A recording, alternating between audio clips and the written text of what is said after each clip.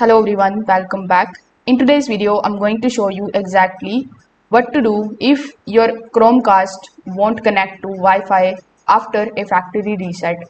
So after a factory reset, the Chromecast sometimes struggles to get fresh network connection. So in order to fix it, you need to simply unplug the Chromecast and then you just have to restart the Wi-Fi router completely. Then wait until the router fully connects or reconnects to the internet before powering the Chromecast back on. Now the second thing that you need to do is to simply move the Chromecast closer to the Wi-Fi. So during the setup, you just have to simply place your Chromecast closer to the router temporarily. Sometimes walls, TVs, or any kind of other external interferences from the other electronics can weaken the Wi-Fi signal enough to interrupt the pairing.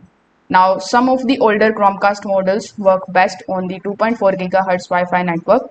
So if your router combines 2.4 GHz and the 5 GHz under the same network name, you need to simply separate them temporarily during the setup.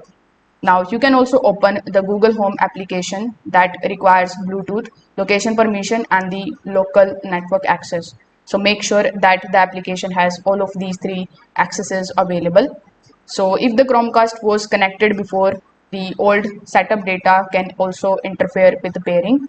So inside the Google Home application, you can remove the previous device and then you can basically add the device again.